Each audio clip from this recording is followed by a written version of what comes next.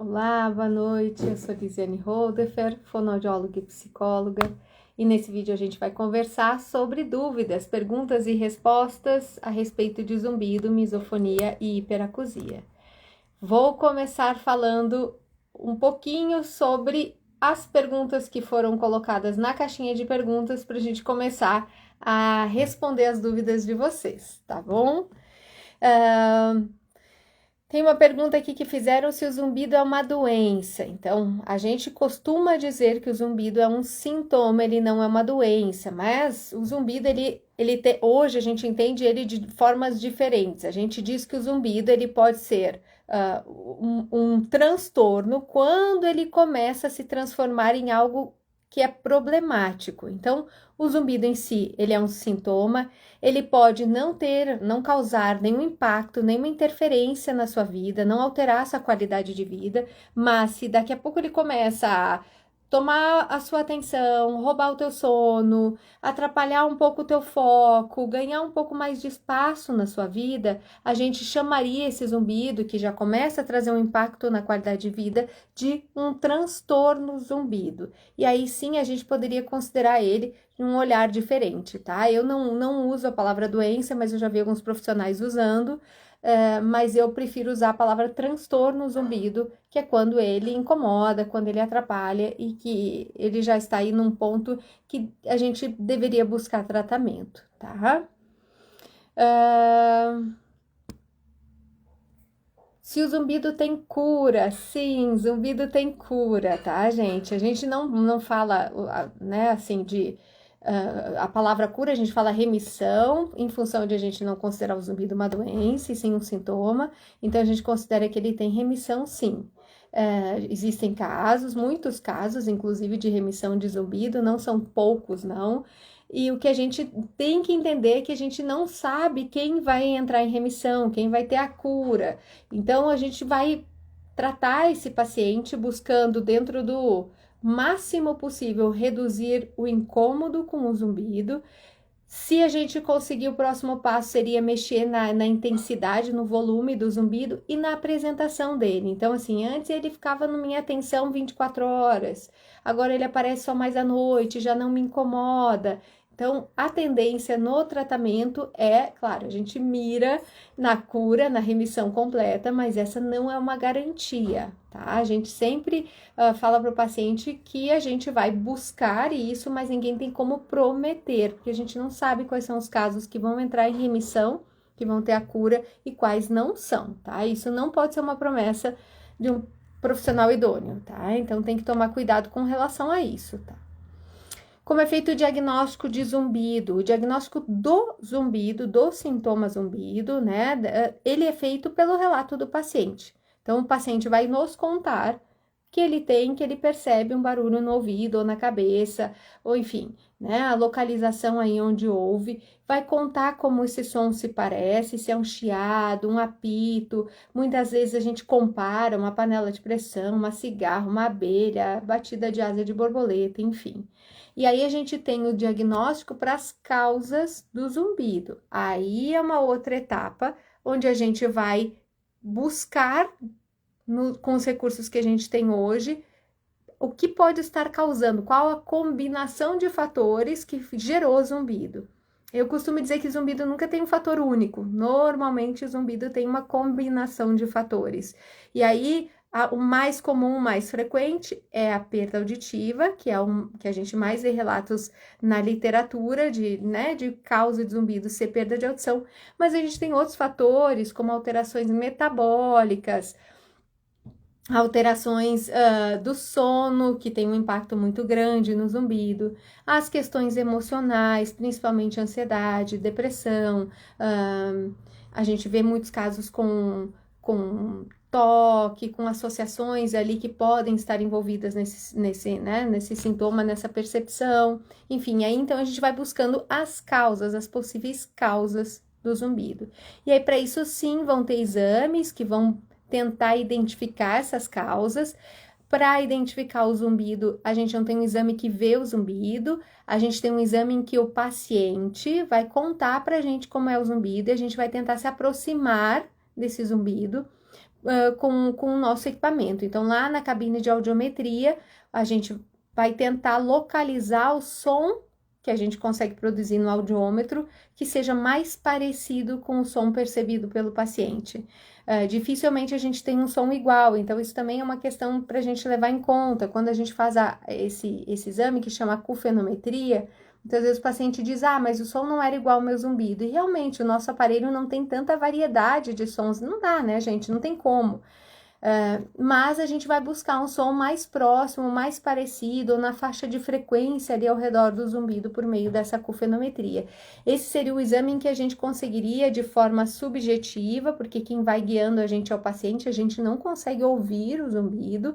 Quando é um zumbido subjetivo, existem zumbidos que são audíveis, que a gente consegue ouvir, que são zumbidos objetivos, mas a grande maioria são zumbidos subjetivos que a gente não consegue ouvir, e aí na acufenometria é o paciente que diz, olha, parece mais com esse, parece mais com aquele, vai regulando também quando a gente vai tentando investigar qual o volume, qual a intensidade do zumbido, também é o paciente que vai guiando a gente nesse caminho, tá? A gente não tem uma forma ainda de enxergar o zumbido, de fazer um exame onde a gente consiga ver, dizer, então seu zumbido é assim, ele é assado, ele parece com isso, só de a gente perceber, apenas com o paciente guiando a gente, para a gente tentar localizar qual o som mais próximo, tá?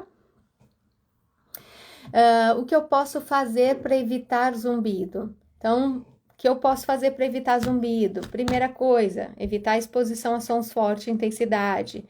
Então, aí entra shows, ficar na frente da caixa de som, usar música alta, principalmente com fones de ouvido,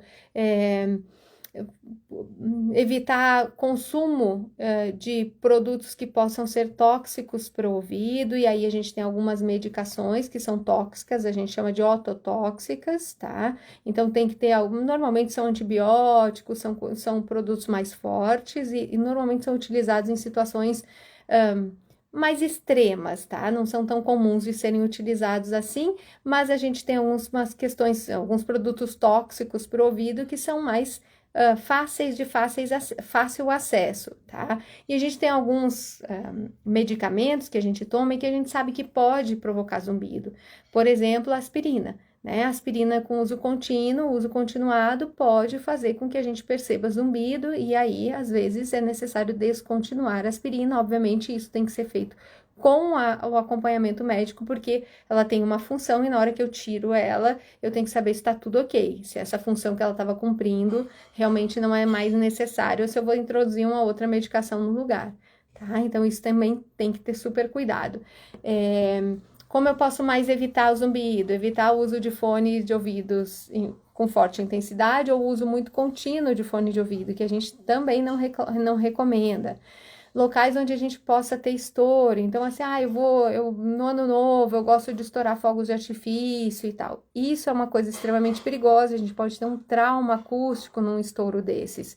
Então esse estouro às vezes é muito forte, muito intenso, é curto, é pequenininho, mas é muito intenso e pode gerar lesão ali na cóclea, no caracol da audição, e com isso a gente ter zumbido, passar a ouvir o zumbido.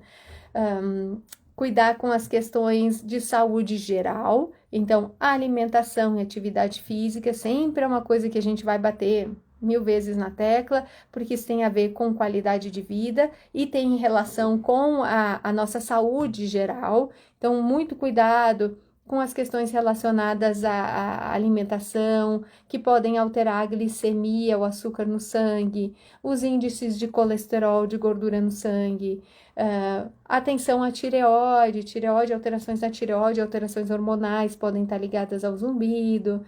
Então, cuidado com isso e cuidado com as vitaminas. Muitas vezes a gente negligencia, né? Nem tanto ao céu, nem a gente tomar todas as vitaminas do mundo sem indicação, sem uma recomendação, sem uma avaliação adequada, mas também a gente descuidar das vitaminas que a gente acha que não precisa, que o que eu como já é o suficiente, nem sempre funciona assim, nem sempre eu estou absorvendo muitas vezes a quantidade de vitamina que eu preciso, e isso precisa ser avaliado, porque isso também pode estar envolvido na geração do zumbido. logicamente, fatores emocionais, então a gente não tem como não falar de estresse, ansiedade, que são fatores que podem vir associados com o surgimento do zumbido, podem vir decorrentes do zumbido ou podem ser geradores do zumbido. Então, isso são fatores que a gente também durante o tratamento vai ter que avaliar, mas acreditem, o estresse ele gera um monte de coisa, ansiedade, depressão, um monte de coisa no corpo, problemas de estômago, problemas intestinais, queda de cabelo, problemas na pele, enfim, uma infinitude de coisas, e o zumbido também é um dos sintomas, muitas vezes, de estresse e de ansiedade, de depressão. Então, cuidado com isso também ajudaria a gente aí a se proteger de perceber zumbido, tá? Hábitos relacionados a sono, a gente sabe dessa íntima relação de um sono, uma noite mal dormida e zumbido, então isso também nos ajudaria a proteger de a gente desenvolver ou de a gente ter zumbido, tá? Deixa eu ver se tem mais alguma pergunta aqui relacionada a zumbido, que aí depois eu passo para as perguntas de misofonia. Tem uma que eu acho que é bem importante, que vale reforçar, se o zumbido pode levar à perda auditiva. Pessoal, o zumbido, ele não vai causar perda auditiva. É nisso que a gente fala que o zumbido é um sintoma, ele não é uma doença. Ele não vai gerar nada a não ser todo o transtorno, e por isso a gente chama de transtorno zumbido, porque ele gera um transtorno mais emocional, incômodo, irritação, enfim, tudo isso. Mas ele não causa perda de audição. Ele pode ser causado em função de uma perda de audição, mas não causar a perda. Então, quando a gente começa a associar a ideia de que zumbido pode me gerar perda de audição, zumbido pode me gerar Alzheimer, demência, como a gente vê muito essa dúvida hoje em dia com os clientes, principalmente em função de propagandas no Instagram. Isso são coisas que fazem com que a gente olhe para o zumbido como algo extremamente perigoso e faça com que a gente se ligue nele mais ainda e que ele fique cada vez mais intenso, mais forte e mais incômodo. Então, cuidado com as informações erradas, porque muitas vezes elas tendem a fazer o sintoma crescer ainda mais, ficar mais firme, mais incômodo, mais constante, em função de a gente achar que ele pode ser algo perigoso. Então, não causa perda de audição, o zumbido não causa demência, não causa Alzheimer. O que acontece é que a perda de audição pode causar zumbido e perda de audição não tratada pode predispor, aumenta a chance de a gente ter demência e Alzheimer. Então, esse é o único cuidado que a gente tem que ter, tá? Acho que de zumbido as perguntas foram todas, então vou ver as perguntas que vocês já começaram a colocar aqui, eu vou para as de misofonia, tá bom? Porque o zumbido que eu tenho, um módulo, acho que é modula, quando coloca o peso na cabeça. Olha, não sei te dizer o porquê exatamente, teria que avaliar, inclusive avaliar o que é que está envolvido, mas esse relato aqui me sugere fortemente o envolvimento de fatores musculares no seu zumbido.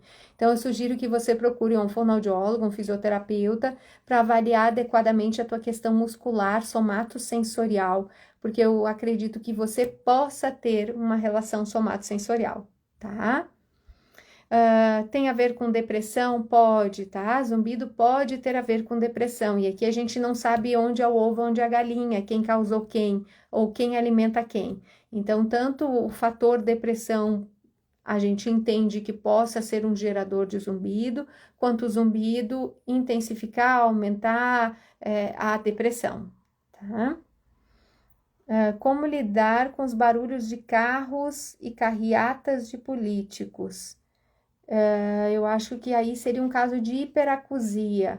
Olha, nessas situações, talvez a gente tenha que usar a proteção, tá? Se vier muito forte, se tiver na sua janela, aí eu já recomendo que use o tampão, o protetor auditivo. A gente não recomenda o uso contínuo de tampão, de protetor auditivo em situações desnecessárias. Ele é usado para quando eu vou enfrentar um som muito forte, e ele tem essa função de me proteger para não causar uma lesão na minha orelha, não me gerar uma perda de audição.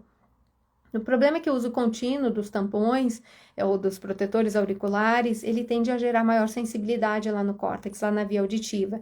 Então, ao invés de a gente melhorar uma condição de sensibilidade auditiva, a gente aumenta ela com o uso contínuo. Isso não quer dizer que a gente não possa e não deva, na verdade, usar em situações onde eu vou me expor a som forte, tá? E é essa realmente a função do uso do tampão, do protetor auricular. Talvez, ouso dizer, eu não sei como é que é a situação, normalmente quando o paciente está em terapia, a gente estuda como é que é a casa, como é que é a estrutura e a gente pensa em alternativas. Mas assim, de cara, com essa pergunta, eu pensaria, olha, talvez seja o caso de realmente usar um protetor auricular nessa situação, tá? Que mais? Deixa eu ver se tem mais perguntas por aqui. Quem tem zumbido pode desenvolver demência. Então, ó, aquilo que a gente conversou agora há pouco, tá? A pessoa sofre com síndrome de Meniere, tem medo de desenvolver demência. Olha, não, a grande questão relacionada à demência, que é um fato e que a gente tem estudos já comprovando isso muito fortemente, é a questão da perda de audição não tratada. Então, perdas de audição não tratadas tendem a aumentar o risco de a gente ter Alzheimer e ter demência. O zumbido é produto, é resultado, é consequência, é um sintoma da perda de audição, tá? Agora, o zumbido, o fato de eu ter zumbido, vai me predispor a ter demência ou Alzheimer? Não, tá? Não existe essa relação aí, tá? Problemas com coluna cervical pode causar zumbido? Pode sim, aí entram os fatores musculares, então pode sim, é algo para ser avaliado adequadamente. Nesse caso, eu sugiro fortemente procurar um fisioterapeuta especialista, tá? E especialista em zumbido, para poder avaliar a questão de uma maneira mais ampla, mais correta aí, em relação à tua cervical direcionada para a questão zumbido, tá?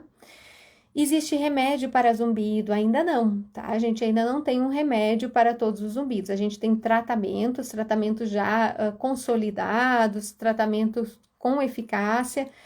Não é o mesmo tratamento para todo mundo, porque cada um tem um zumbido de origem diferente, então o registro que ele faz no nosso corpo, ele é diferente, as causas são diferentes, então logicamente os tratamentos vão mudar. Então, vocês estão vendo aqui que tem pacientes que a gente está falando ali das questões musculares. Nessas pessoas em que a gente vê que realmente observa que tem um fator muscular envolvido, a gente vai ter que trabalhar a questão muscular. Mas isso talvez não vá valer para um paciente que tem um zumbido que é coclear, que é de uma alteração lá da orelha interna. Então, nesses casos, a musculatura, se não estiver nenhum envolvimento muscular, porque pode ter essa combinação também, pode ter os dois, mas se não tiver, a gente não vai mexer na musculatura. Então, eu vou pegar uma abordagem diferente de tratamento. Então, tratamentos existem, a gente não tem um remédio ainda, pelo menos, para zumbido. Você pergunta novamente aqui se tem remédio, eu acho que ficou claro. Se tiver qualquer outra dúvida, eu fico à disposição. Enfim, então, com relação à zumbido é isso. Vou entrar para falar um pouquinho sobre as perguntas relacionadas à misofonia. Se tiverem ainda mais perguntas, podem colocar, tá, pessoal? Eu volto no assunto, não tem problema nenhum, tá? Quais são os sintomas de misofonia? Então, os sintomas de misofonia, eles estão muito ligados às questões emocionais. Então, uma reação emocional muito intensa, de raiva, de ódio, de pânico, uma reação às vezes muito até física, né, de uma ansiedade, na frente de sons, quando eu estou exposto a sons que não estão ligados a volume, mas que estão ligados à qualidade, ao tipo de som. Então, determinados sons, que normalmente não são sons fortes, são sons do dia a dia, super sossegados. Não vou dar exemplos aqui em função de que a gente costuma não dar os gatilhos, assim, para não dar ideia para ninguém, mas normalmente sons de boca, tá?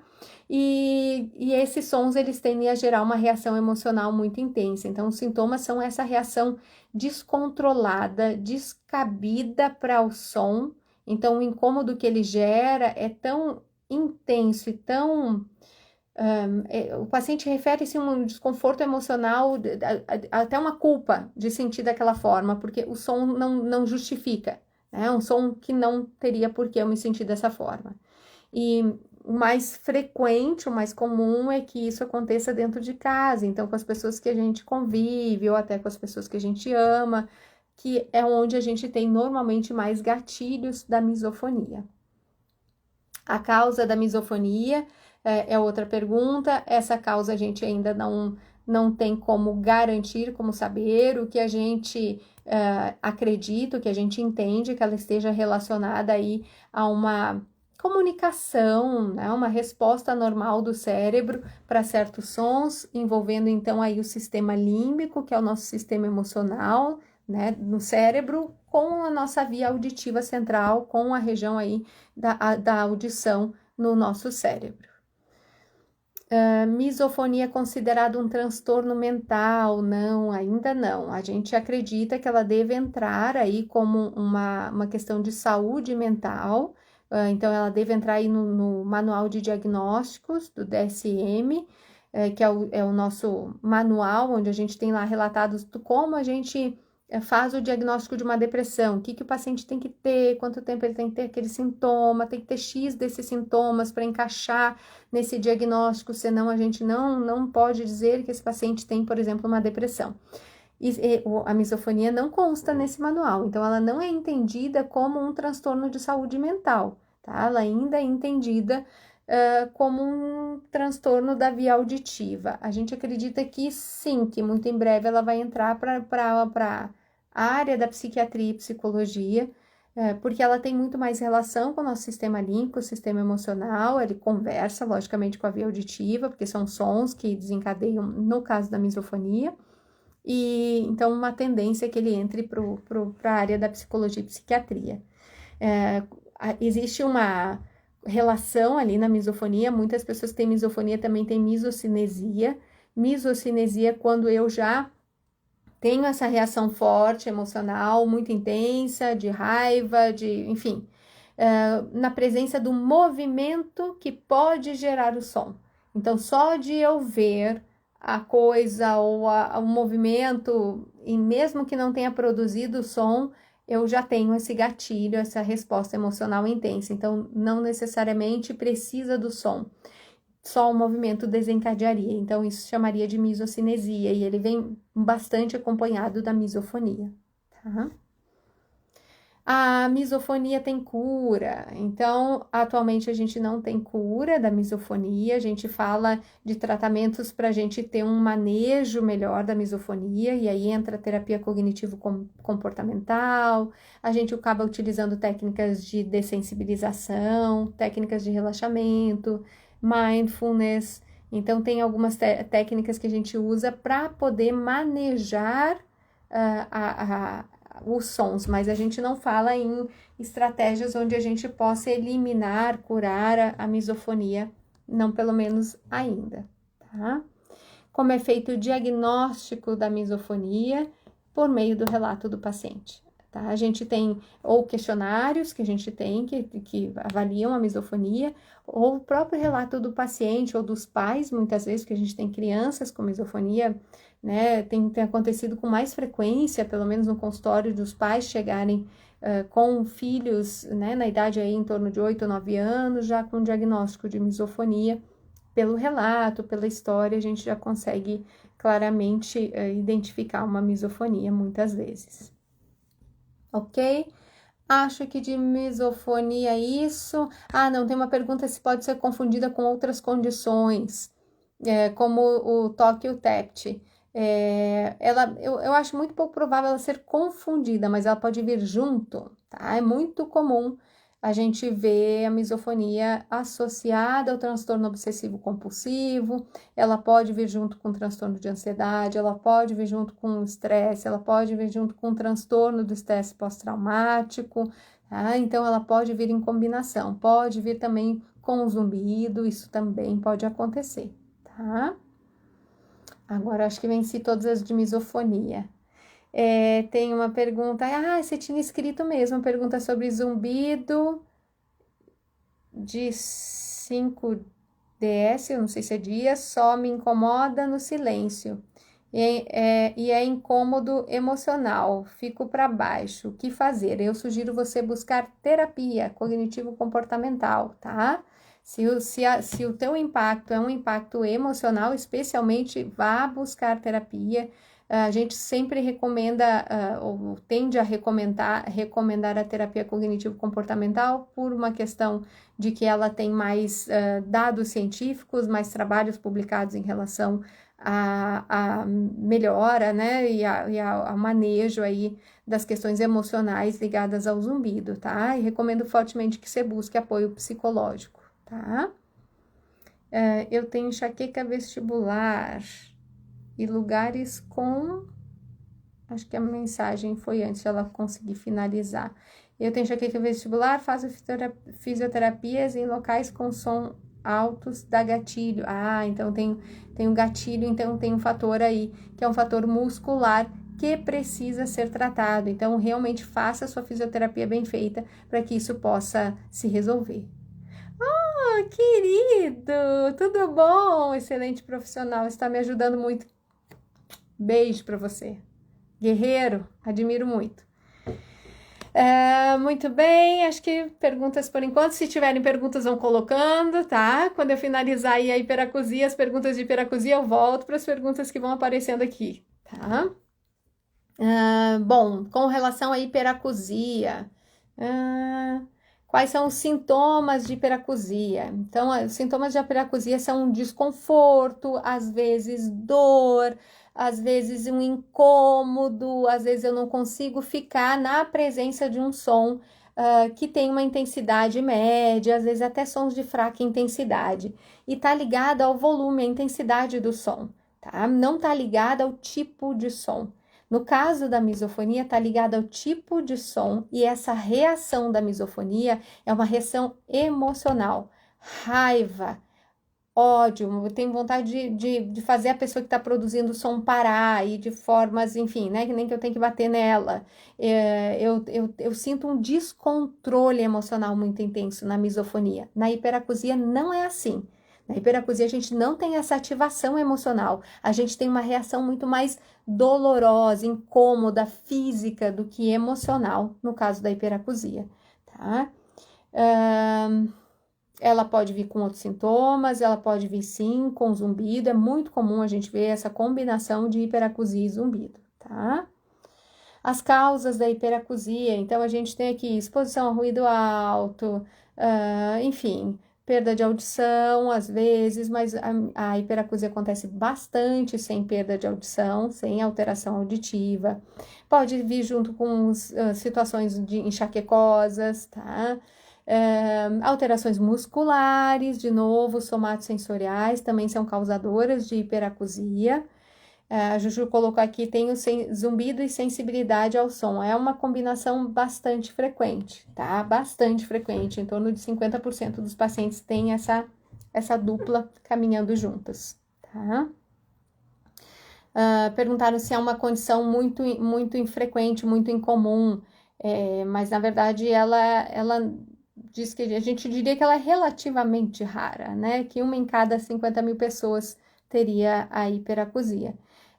Mas a maneira como ela pode impactar a tua qualidade de vida, ela também pode ser diferente.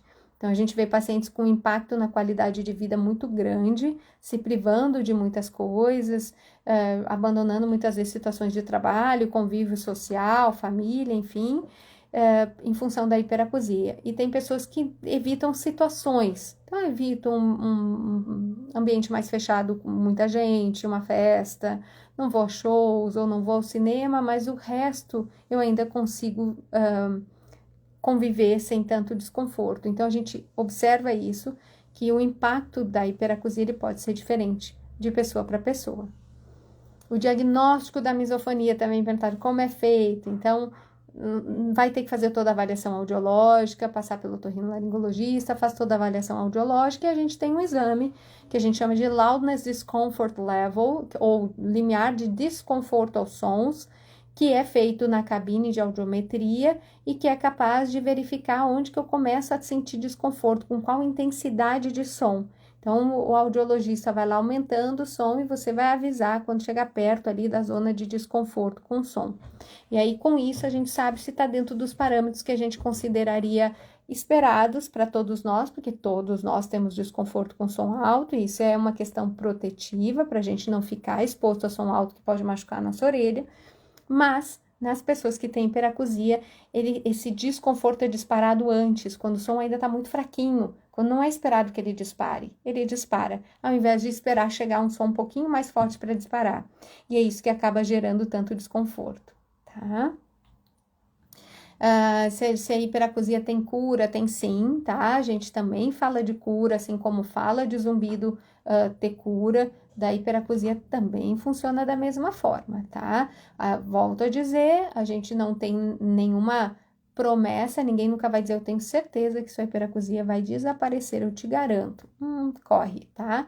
Corre porque a gente não tem como garantir, tá? Mas sim, é completamente possível, tá?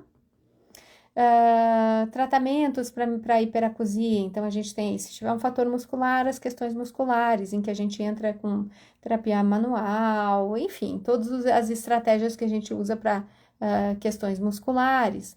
A gente poderia associar a terapia sonora, pode utilizar a terapia cognitivo-comportamental, a psicoterapia cognitivo-comportamental, mindfulness, de novo, também entra. Então, a gente tem aí estratégias já preparadas, depende de cada caso, do que está envolvido, para que a gente possa montar as estratégias adequadas para cada caso, tá? Então, perguntou qual é se ela pode vir associada a outras questões de saúde, aí o mais comum que a gente observa é zumbido, muito comum em autistas, então a gente tem hiperacusia com bastante frequência em autistas, enfim, aí pode estar relacionada às questões emocionais também, distúrbios de ansiedade, por exemplo. E, enfim, acho que é isso. Mas zumbido talvez seja o mais comum, eu diria, que a gente mais observa, tá? E autismo, hoje em dia. Então, o que eu sugiro para vocês que estão com dificuldade, com zumbido, com hiperacusia, com misofonia, eu nem sei exatamente o que eu tenho. Antes de tudo, buscar atendimento otorrinolaringológico, fazer uma avaliação adequada, vai incluir exames audiológicos gerais, audiometria, imitanciometria, talvez sejam necessários exames mais específicos, potencial evocado, emissões otoacústicas, possível que tenha necessidade de fazer algum outro exame. Depois disso, o profissional otorrinolaringologista espera-se te encaminhar para os tratamentos adequados, ou seja, com ele. Então, se ele achar que, olha, a causa do zumbido aqui precisa utilizar uma medicação, então vai para isso. Olha, eu preciso de um outro profissional, vou te encaminhar para esse outro profissional para tratar isso, que eu tô vendo que tem relação com o seu zumbido. E aí, você vai fazendo essa avaliação e vai entrar em tratamentos específicos para a sua necessidade. Eu volto a dizer, a gente não tem um tratamento único para todas as condições. Então, como é que trata a hiperacusia? Todo mundo faz isso que vai dar certo. Não vai. Cada caso é um caso e a gente precisa saber o que está envolvido. Isso vale para a hiperacusia. No caso da misofonia, a gente tem que direcionar, porque os gatilhos são outros, a realidade são outras. Então, a gente tem estratégias que até podem ser reproduzidas, mas que a gente precisa aí investigar o que a gente precisa colocar para cada necessidade, para cada paciente, para as causas de cada um, tá? Lembrem-se, zumbido, hiperacusia, misofonia tem tratamento, gente. Vocês não precisam achar que vocês estão condenados a viver com isso para sempre, que não funciona assim. Volto a dizer o que eu sempre falo, o tratamento não é uma linha reta de evolução maravilhosa que começa a acontecer um dia depois de você ter ido na consulta e o zumbido desaparece, a tendência é que ele suma do outro dia e tchau, não. A tendência do tratamento é que a maioria das vezes, o tratamento é um tratamento a longo prazo, não é instantâneo, precisa repetir as coisas que a gente está fazendo, precisa reavaliar ao longo do caminho, precisa ter uma certa persistência, paciência, que eu sei que é difícil quando a gente está sofrendo, eu sei, mas não tem outra forma, né? Eu falo que se você torcer o pé, você não espera que o pé esteja ótimo no outro dia. O pé inchou, talvez você tenha que usar bota, talvez você tenha que fazer fisioterapia. Não é no outro dia que você sai pisando o pé. Então, a mesma coisa acontece, né? E nesses casos ainda envolve muitas coisas. Pode envolver uma mistura de fatores. E essa combinação, muitas vezes, para trazer uma resposta mais palpável, toma um tempinho. E é isso que muitas vezes gera angústia, o que não quer dizer que não tenha tratamento, que não tenha solução, que não possa se resolver. E lembrando que ao longo do tratamento, a gente tem uns percalços. A tendência é o tratamento não ser assim, foi numa reta contínua. A gente vai ter dias melhores e dias piores, aí os dias piores não vão ser tão ruins quanto antes, aí a gente vai ter cada vez menos dias piores e cada vez mais dias melhores, e assim vai indo até que a gente chegue lá no final que a gente deseja, tá? Volto a dizer, tem tratamento, tem solução, e em hiperacusia, misofonia, a gente pode sim, hiperacusia e zumbido, a gente pode sim falar em cura, não pode prometer, tá? Estão falando aqui, Poliana, manobra de Epley melhora o zumbido. Manobra de Epley é uma manobra para colocar os cristais, que são as otocônias que estão lá dentro do labirinto, que às vezes elas se soltam e geram tontura, uma tontura gerada pelo movimento, tá? E essa manobra, ela encaixa, ela recoloca os cristais lá. Se o zumbido for gerado por causa disso, resolveu a origem dele, a tendência é que ok. A questão é, se foi gerado por isso, se é só isso que está envolvido, tá? Então, zerou ali a tontura, a VPPB, que é a tontura vertigem posicional paroxística benigna, que é essa dos cristais, que até tem uma postagem dessa semana que eu fiz a respeito disso. A manobra, tem várias manobras, Epley é uma delas, e se aquilo ali cessar, a tendência é o zumbido ir embora junto, tá? Bartô, você tá aqui, que surpresa maravilhosa! Tu é a melhor, a Bruna que o diga, a Bruna tá ótima, graças a Deus, tá zerada de zumbido para nossa felicidade. Bartô, um beijão para vocês, viu? Vocês moram aqui no meu coração. Pessoal, tem mais alguma pergunta? Deixa eu ver. Tem mais aqui embaixo, vamos ver se tem alguma pergunta que eu perdi. Acho que não. Bom, se tiverem mais alguma dúvida, vocês podem escrever lá no Instagram, a gente tenta responder. Como eu falei para vocês, eu vou para um congresso agora, estou saindo na sexta-feira para um congresso na Polônia a respeito de zumbido, hiperacusia e misofonia. Então, vamos trocar algumas informações, eu vou dar uma aula nesse congresso e espero trazer aí novidades a respeito, vou dar uma participação, não é nem uma aula, vou dar uma palestra lá no congresso e vou assistir muitas coisas e trarei novidades. Então, no meu retorno, a gente faz uma live só com as novidades que eu escutar por lá, se vocês quiserem. E então, a gente vai ficar um mês, porque eu vou aproveitar, vou tirar uns dias de férias, já que eu vou lá para Porto Canto, né? E eu vou aproveitar e vou sair uns dias também para dar uma descansada, que já faz um ano que eu saí, tá valendo. Se vocês precisarem de qualquer coisa, tiverem qualquer dúvida, escrevam, eu vou tentar fazer as postagens no Instagram, quem sabe postar uma coisa ou outra do congresso por aqui também, tá bom? Estão perguntando aqui, perda auditiva com o aparelho melhora o zumbido? Olha, Márcia, se bem adaptado e ajustado o aparelho, tem uma grande chance de ajudar no zumbido, tá? Então, é uma das formas de tratamento, uma das estratégias de tratamento bastante indicadas. De qualquer forma, lembre-se que perdas de audição importante não tratadas, a gente corre um risco de alterações centrais no cérebro.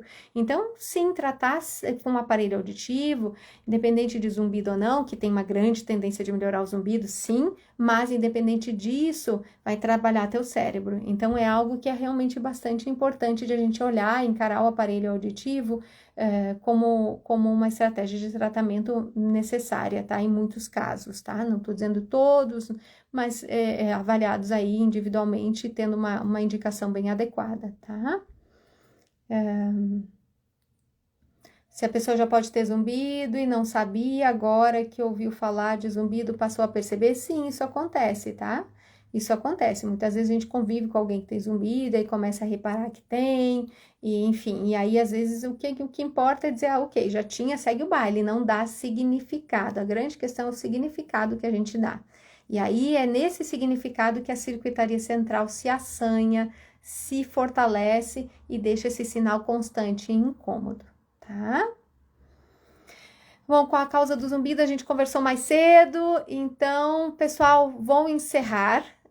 Um abraço a todos, eu espero vocês, que a gente se encontre novamente aqui ao vivo, daqui a um mês, e tudo de bom para vocês, um beijo grande.